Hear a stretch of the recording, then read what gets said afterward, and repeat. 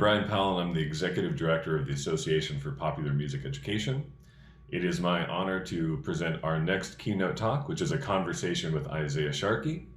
Isaiah is a guitarist and has played with so many other amazing musicians, including John Mayer, the Isley Brothers, D'Angelo, Patti LaBelle, Christopher Martin, Paul Simon, and the list goes on and on. He's a Grammy Award winner and a native of Chicago. He is going to be interviewed by Dr. Scott Burstein, who's the Director of Teaching and Learning at Little Kids Rock and is a guitarist in his own right. We are happy that Isaiah could join us at the 2021 APME Conference at Columbia College, Chicago. Hey everybody, great to have you here for the Association for Popular Music Education Conference in Chicago. And we have a Chicago native here, Mr. Isaiah Sharkey, who's gonna talk to us about all sorts of great things with his own skills and music making and basically how he got to be where he is today. So everyone, let's give a hand to Isaiah for being here. Thank you guys for having me. And I thought maybe it would be great to just kind of have you start off by showing us a little bit of some guitar playing. Sure, no problem, no problem.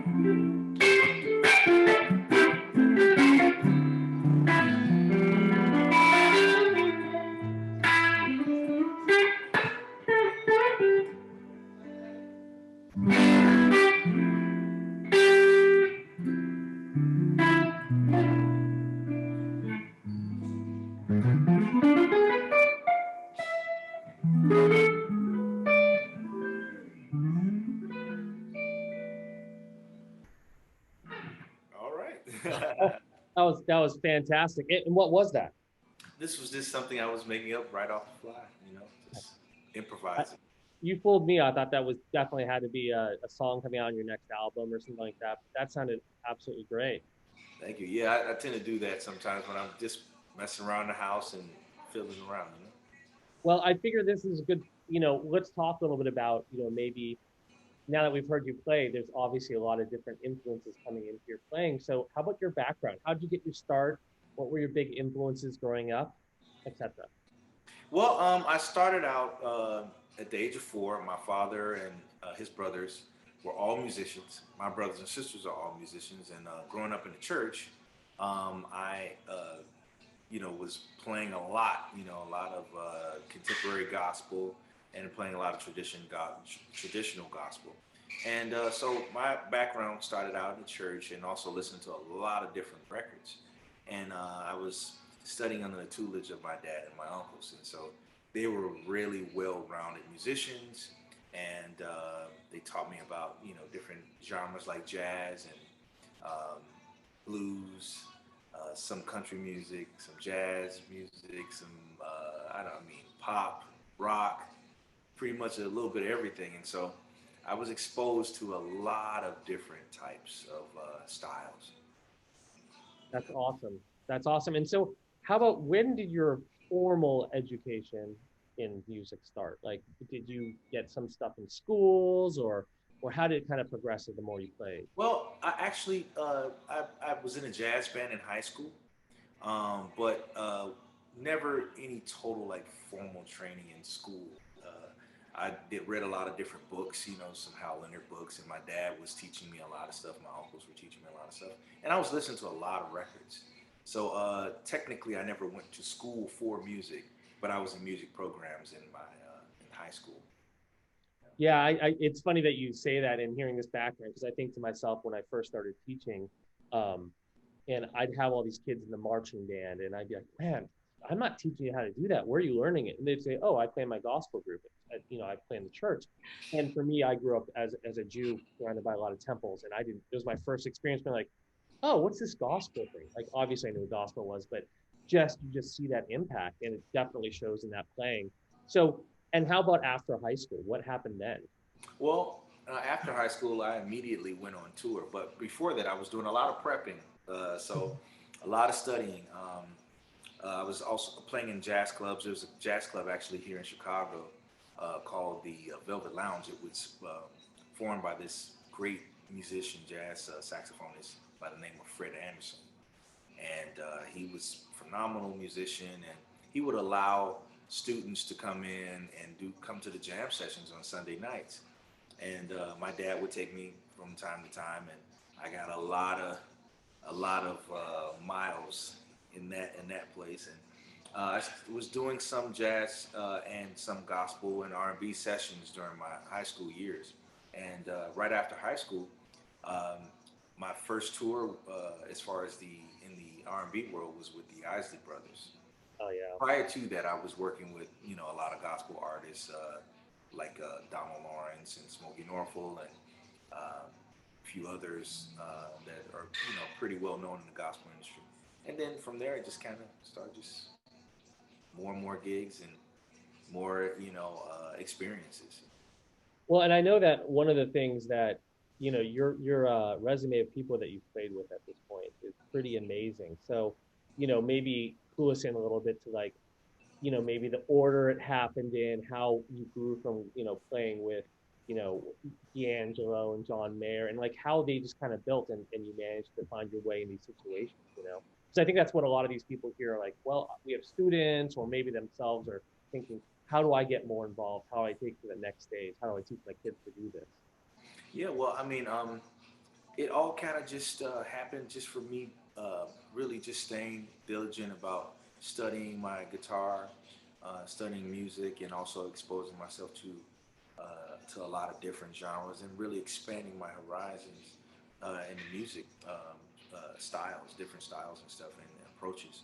And so, uh, as far as like with the Isley Brothers, I started out. I was doing, like I said, doing local recordings, and I ran across a couple gentlemen who were having music placements. In case some of the students might not know what music placements are.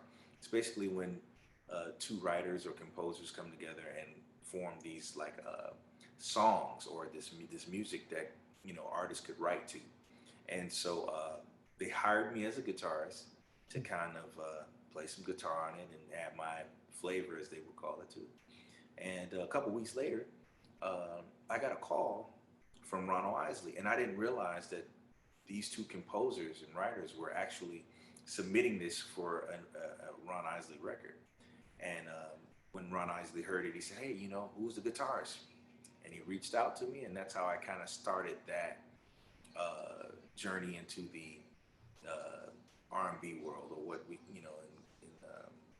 when growing up as a Christian and stuff in church, they would call it the secular music. And Right. so that's how I started my journey there. And then, I was just trying to be diligent and be very on top of my craft and be very professional when it comes down to the things that are off stage, like how you present yourself as a person, how do you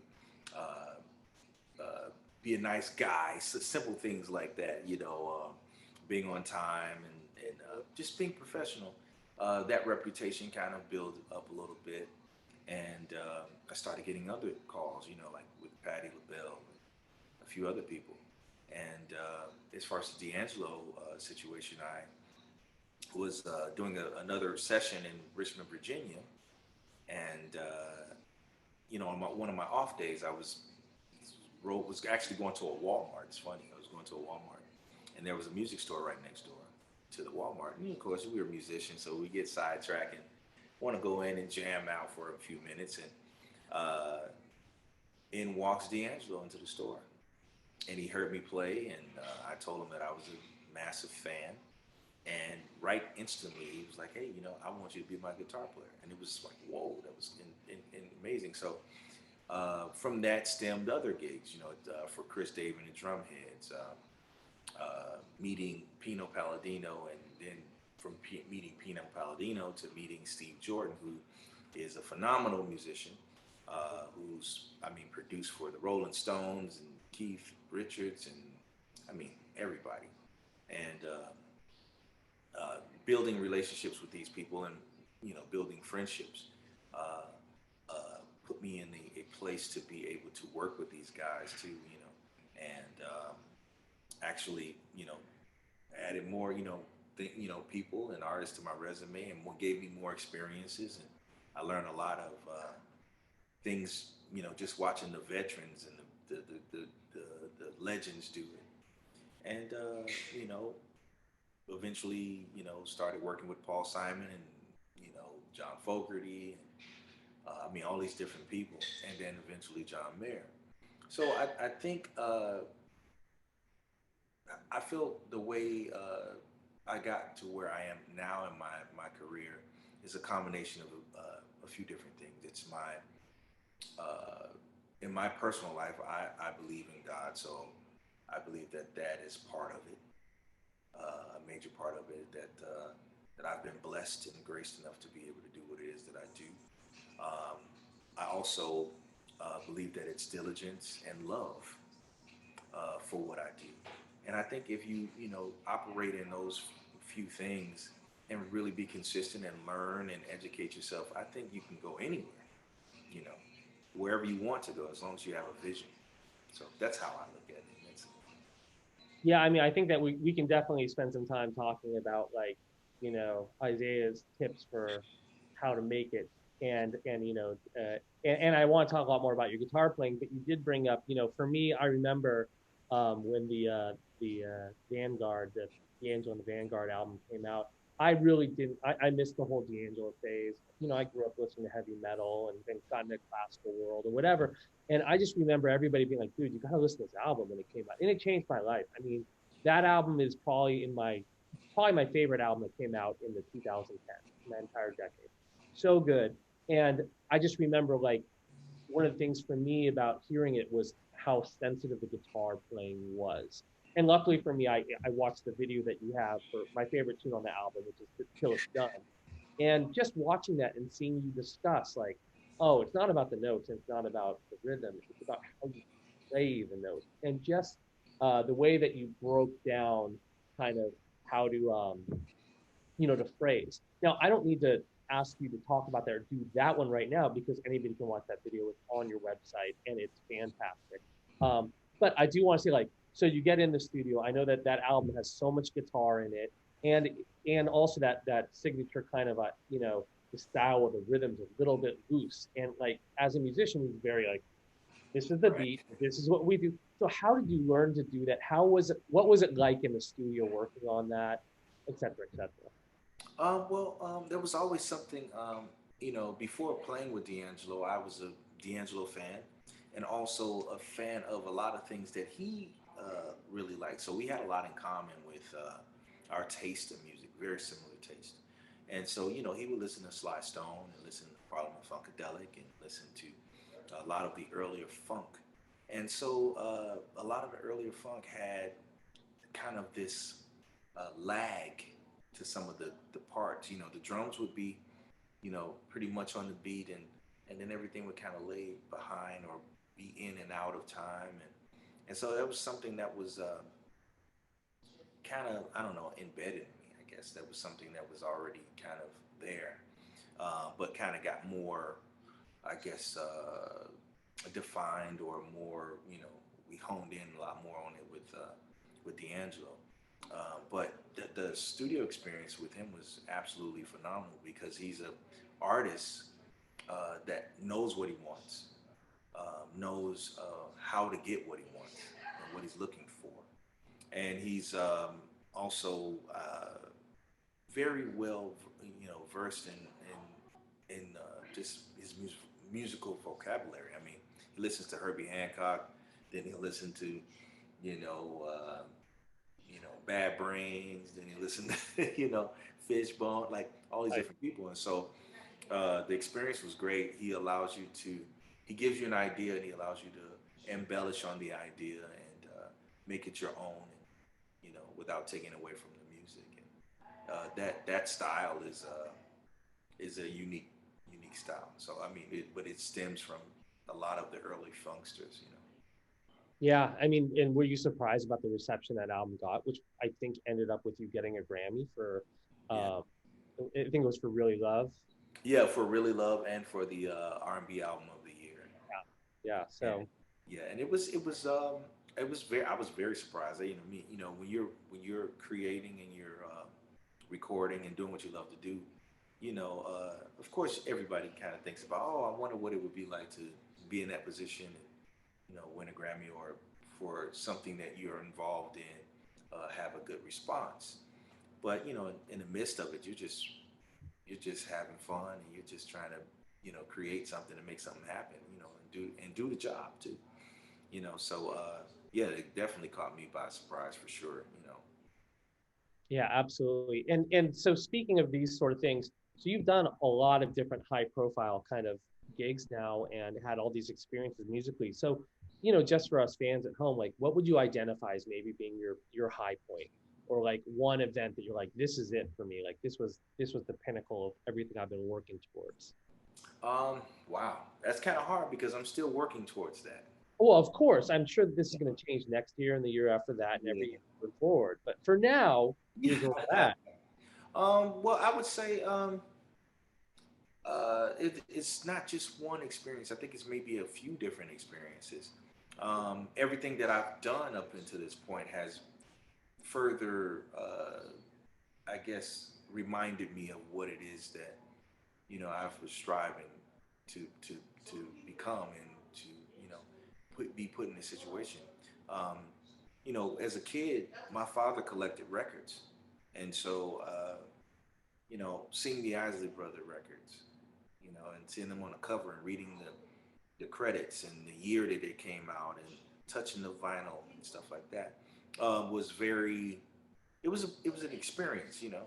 And I know a lot of the younger generation. I'm young, but younger generation, they're more into the digital thing, and you don't really get to see the credits and the liner notes and stuff. But that meant a lot to me, and so listening to that stuff, and then finding myself playing and looking up and saying, "Oh wow, that's the Isley Brothers," or watching D'Angelo on TV on a Chris Rock show, and they're doing Lady, and then I look up and I'm playing Lady, and there's D'Angelo in front of me, or seeing one of my all-time favorite guitarists, Charmer Spanky Alford, who played with D'Angelo as well, played with John Mayer, and I look up and there's John Mayer in front of me, and then a lot of people that I didn't even think I would ever play with. Um, so to do that, and all of those experiences are reminders of that. Yeah, I think that for me, one of the things was watching that SNL performance that you did. And like I'm just kind of curious because I'm generally assuming at this point in my life, I'm probably missed my window for performing on SNL. But I can't think of much more of a high profile kind of like, millions of people are watching you do that. So and you guys like watching Really Love on that, and it's such a sensitive song, especially since you're playing on, I think, a nylon string and you've got all those like little riffs and so what was that like? That was incredible. You actually nailed one of the experiences as well. I think that was just phenomenal because that was a thing in my household. We would watch SNL every Saturday night, and you see the ending part where everybody gathers around and shake each other's hand. And so the performance was great, but I got to be honest, I liked the ending when I was walking and shaking everybody's hand. I'm like, wow, this like I'm a part of it, you know. And that was, I mean, unreal, you know, unreal. And but yeah, just wow, definitely on the it was definitely on the bucket list and it happened. So. Yeah, you got to have nerves of steel to do that for sure, man. I'm so impressed, so impressed. You know, just watching that performance, I was like, actually, maybe I don't want to do this. I couldn't handle it. I'd be shaking. My finger, my vibrato would be way too fast. I tell you that much. And speaking of that, like maybe let's venture away from that for a bit. I want to talk a little bit about guitar itself, and specifically like I'm always curious about this as a guitar player. You're now an established dude, and I know that you're still learning. You know, everyone's always learning. But what would you say the difference is, like when you were learning and when you were practicing in your teens and you know, when you're just starting to break out, how much were you practicing and what were you practicing versus what you do kind of now? Yeah. Um, wow, I was practicing in my teens from like 8 years old all the way up until about 20, or maybe not yet, about 19, 20. I was, man, I was practicing at least 10 hours a day. At least. Um, I would get out of school and I would do my homework. I would try to finish my homework at school so I wouldn't have to do it when I got home. Right. And then if I didn't, I would have a little bit of homework and I would try to finish that and then get as many hours as I could. I would wake up early in the morning before school, practice, go to school, do my homework, practice until it was time to go to bed or until I fell asleep every day. And then by the time I was, you know, out of high school, I was still doing that. You know, it ended up being like 12 hours. Sometimes it'd be just a lot of hours. And I would be working on things that I liked, you know, working on scales, working on, you know, uh, building fluidity in chord movements, um, just mobility. I mean, all of these different exercises. So just stuff like, you know, my uncle would show me stuff like, you know, to get my fingers right. When I first was starting out, he would just say, just take, you know, each finger and put it on a fret and then just go down.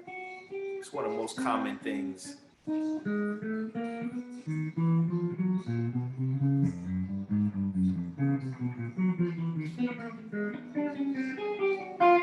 And I would do that until I could get the speed up as fast as I could. And I was learning that speed is partially definitely with your physically, but it's more mental because it's just like a baby walking. You know, a baby understands that they have to put one foot in front of each other to move forward, and the more that they get used to that concept, the faster they can do. They can start walking, then they can start jogging, and they can run. You know, and so I would do that with everything. Practice everything extremely slow and accurate. And after that, I would get some type of, you know, flow going. Then I would try to learn the feel of what it was that I was practicing. And my dad used to really get on me about that. He's like, hey, it's one thing to play the notes, but make sure that you capture the feel, really feel, you know, try to get that feel. And so that's what I was practicing on. And then nowadays, because I'm working a lot more, I tend to just noodle around a lot more on the guitar and try to search and find things. So I might play my favorite song and start doing stuff, you know, like a song like All the Things You Are. I love it.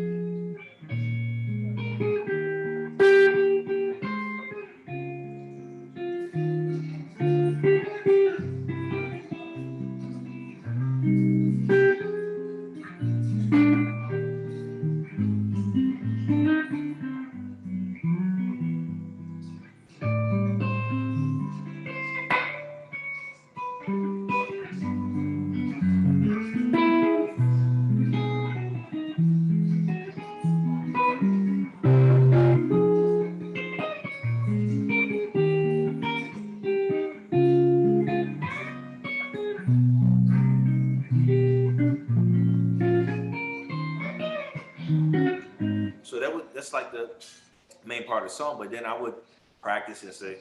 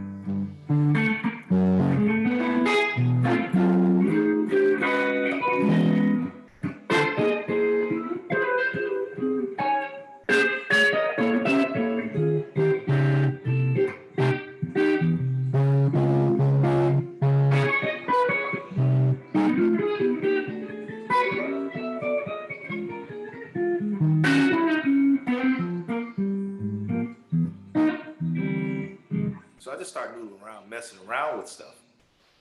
And then, taking everything that I've learned from different genres. And sometimes if I'm playing jazz, I might bend notes still. I respect the music, but to build my own type of style, I would, add all of these different elements from different genres and different players that I really like.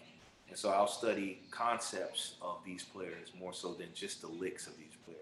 It's like, how can I, approach it with the attitude that they had more so than just the lick that they played. So I'm focused more on that type of stuff now, and also start studying. When I'm practicing, I study like different guitar tones and all that stuff to achieve, for certain, situations.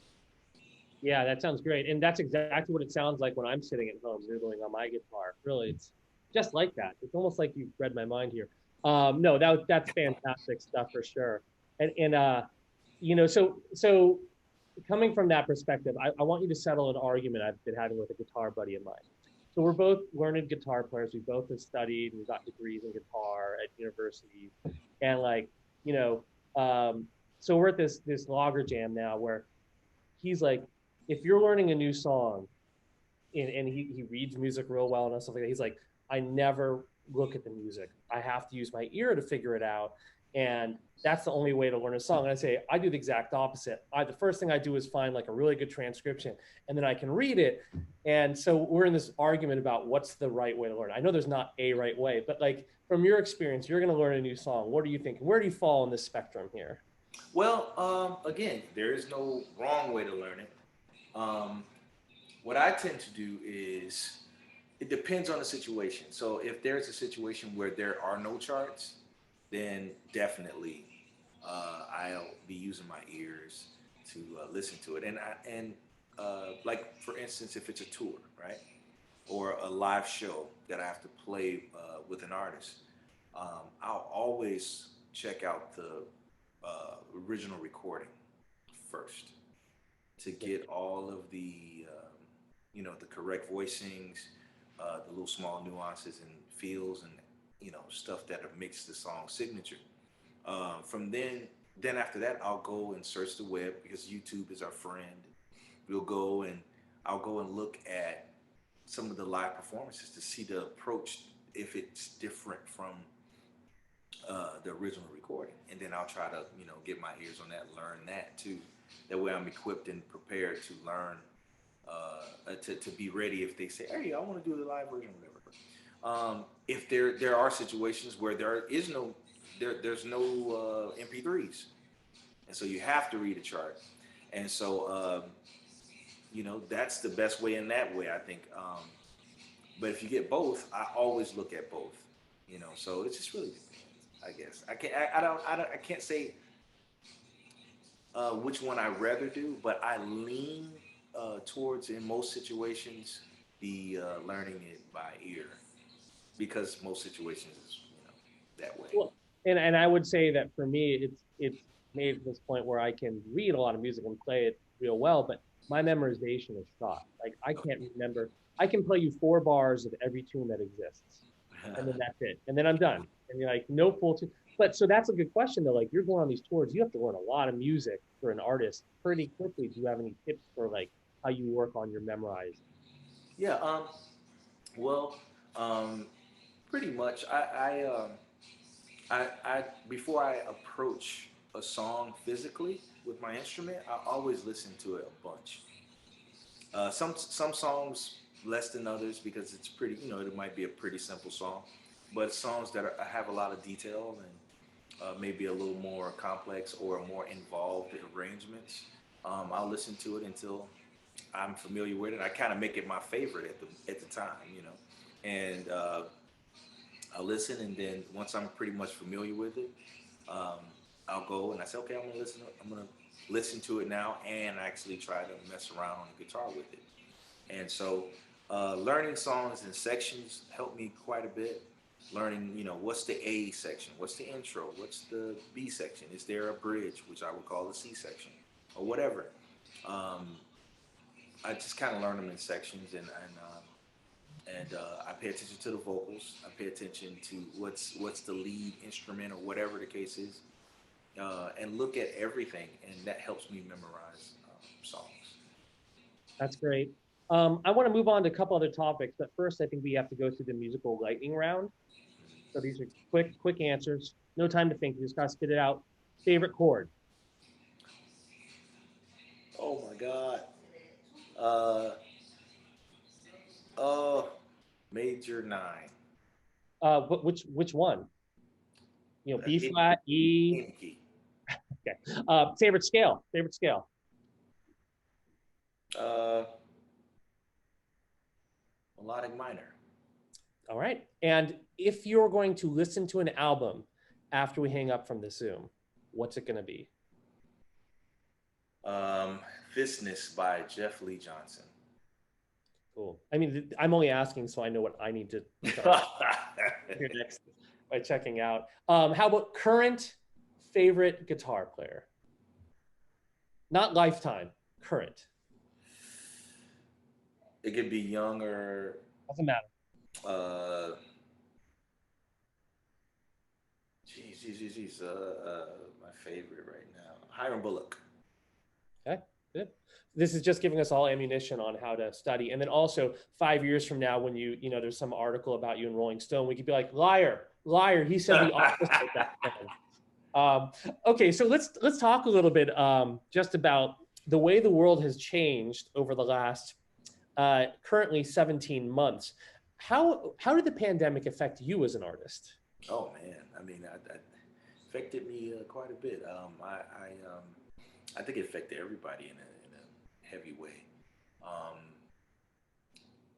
Musically, it was a bit challenging because I was on the road since I was a teenager, and for the most part, and March of 2020, in one day, my whole year was canceled, and that was like, wow, that's, luckily I did pretty well with saving, prior years, so I was good that way. But just to say, oh wow, what am I going to do for a year without playing live music or doing sessions with other people, and have to stay away from people and stuff like that. So it affected me in that way. It was pretty challenging, but in other ways it was beautiful because I got a chance to spend a lot of time with my 12-year-old daughter. And by me traveling quite a bit, a lot of times, I miss my daughter quite a bit. So this was perfect, timing for being with her, and we spent a lot of time together with, she's a ukulele and guitarist, so we spent a lot of time playing together at home, and self-evaluation in life in general.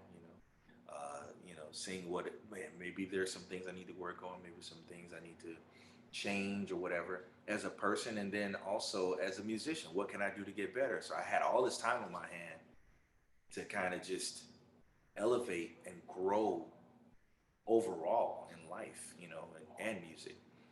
So it had its challenges, but it also had its beautiful benefits, yeah. Yeah, I think that we all like developed some new skills and hobbies. I'm assuming yours was, sourdough bread making kits, or um, I actually developed an interest in real estate. So I started getting into that stuff, which is a whole nother world.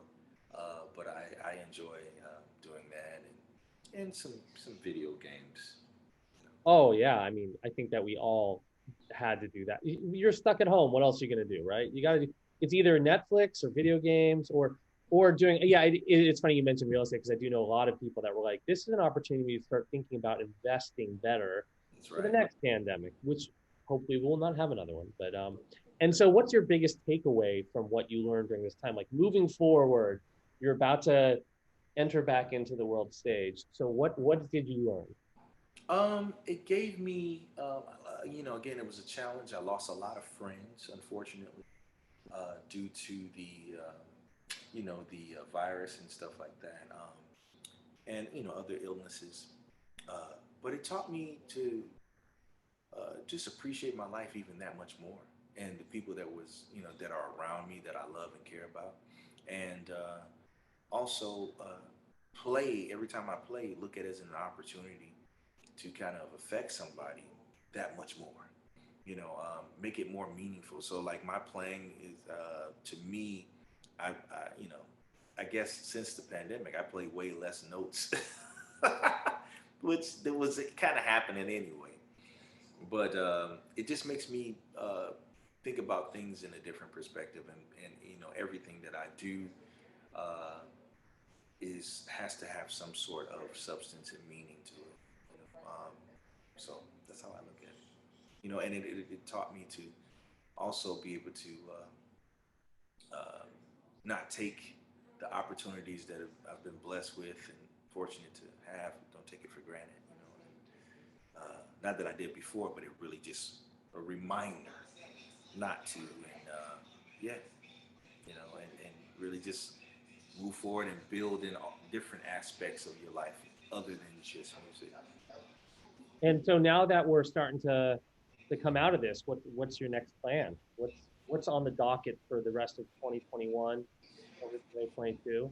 Well, luckily, towards the end, or maybe a little past the midpoint of last year, I started working a lot, doing some writing and stuff with a gentleman by the name, an artist, great artist by the name of Common, and Oh yeah.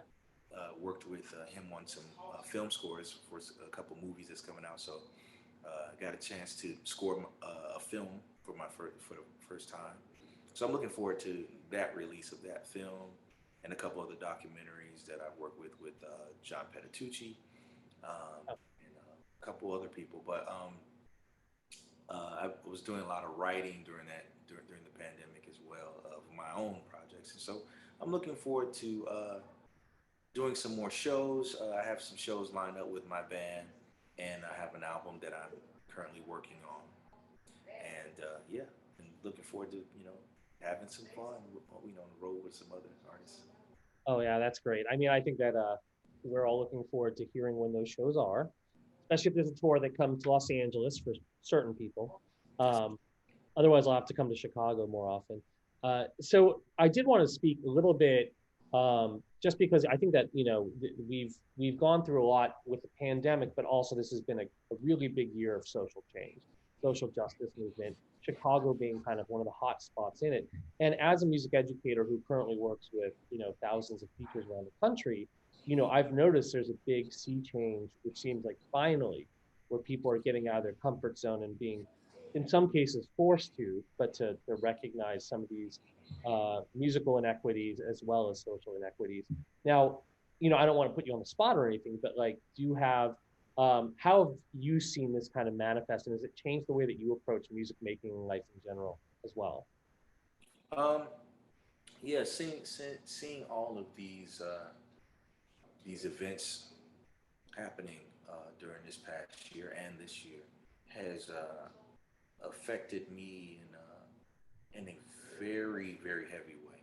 Um, to see uh, people treat people uh, less than, or uh, just not having compassion and love for people, each other, for humans, is just for whatever the case would be, because of the differences in their lives, or the skin color, or the ethnicity, the way of life, um, is absurd. It's terrible. It's inhumane, and it's it's it's uh, it's not right in general. Um, and I think that musically, it has changed my approach to my songwriting, in a sense of having something to say, using the gift that I've been given in my life to be able to say something with it and affect people in a way, in a positive way, and maybe brings, put some light onto what's happening, and maybe some solutions that we can bring to the table, and some, and then some just encouragement for individuals that are going through this.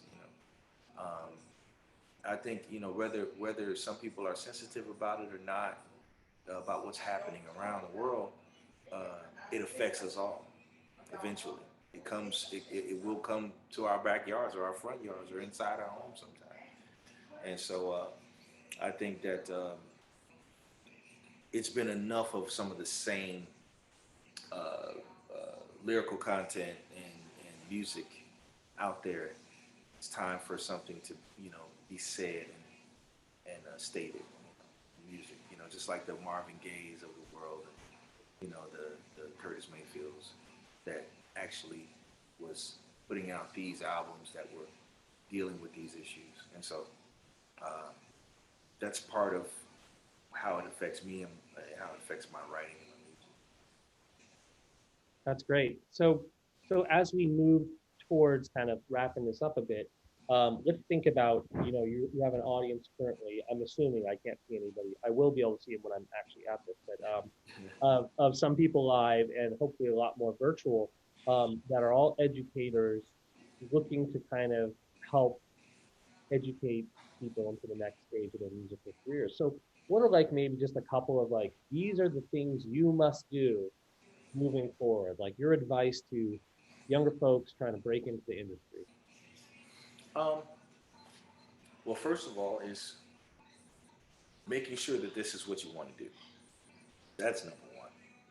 And realizing, trying to get information about what it is about, um, with this music business, what music is about, because those are two different things.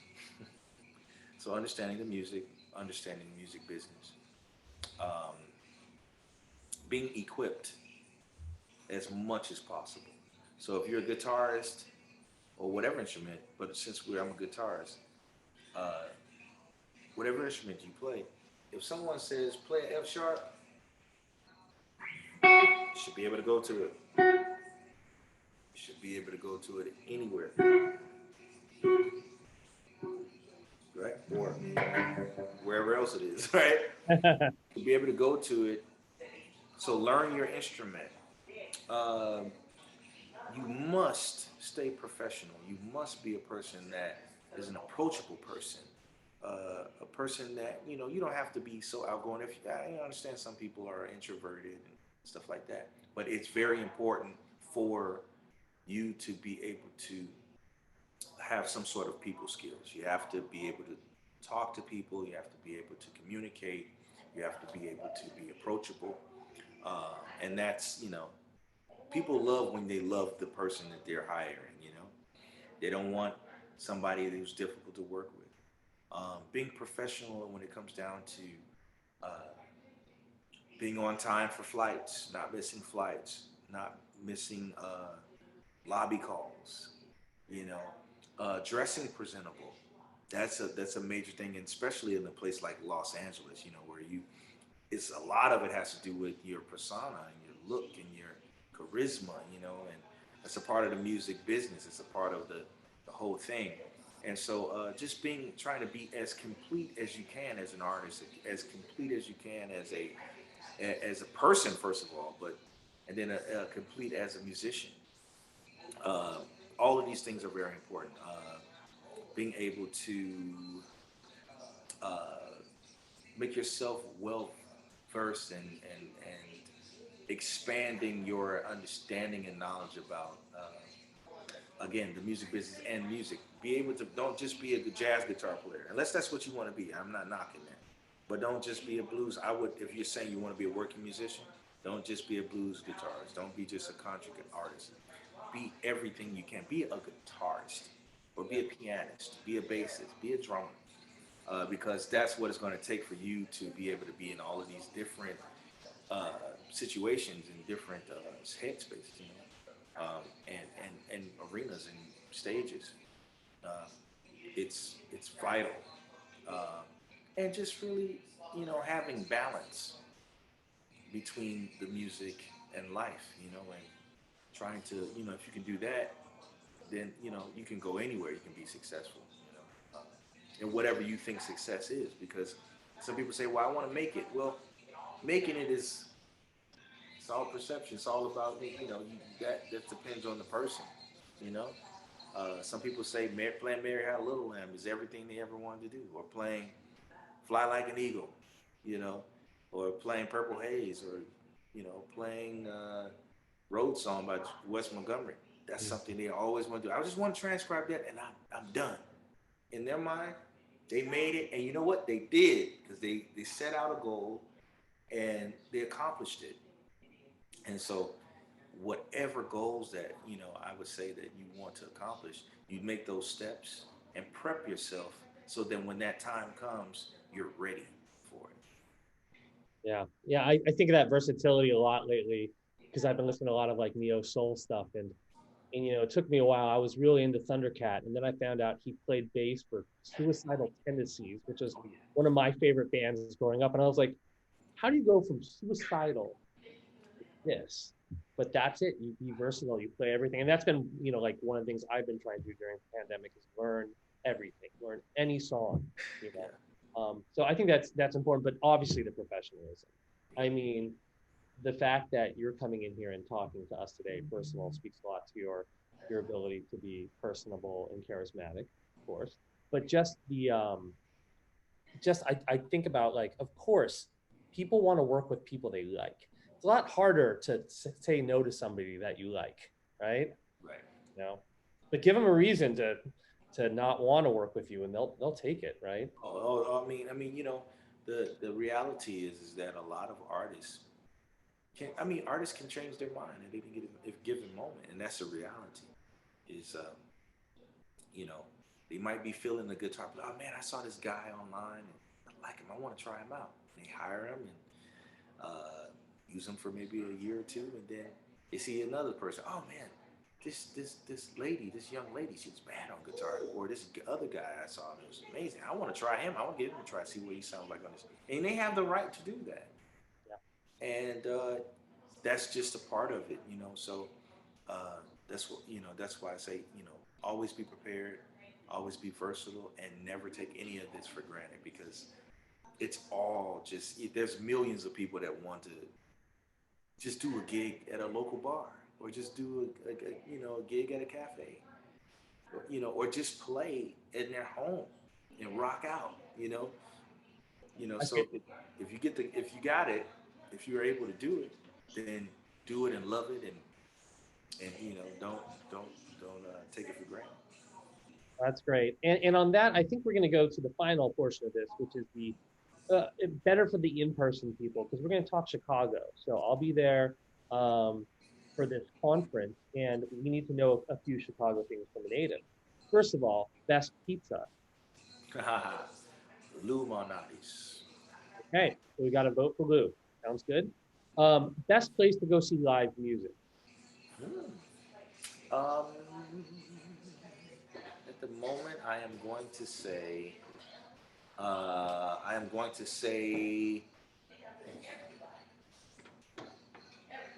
Tavern on LaGrange in Countryside, Illinois. Okay, okay. And I'm not trying to get you in trouble here. I don't want any, you know, you're going to walk into some other spot a week from now. They're like, no, we heard what you said. And last place, the best place to go out at night, non-music related. We're just going to go to a bar or something like that. This is a little hole in the wall local spot, but I love it. It's called Q's Pizzeria in Hillside, Illinois. All right. I think we've got a couple good spots. So, Brian is going to be editing this and, of course, taking those notes and planning all of our activities around your responses. So no pressure at all. Hey, look, do you have anything else you just want to impart on us before we hit stop recording? Well, I just want to say thank you guys for having me. I really appreciate it. I'm very honored to be a part of this, and I just want to say, students, stay encouraged and don't stop.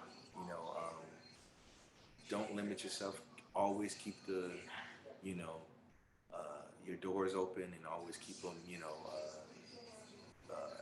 your mind open to learning, because we always going to learn, and it's always a place to expand.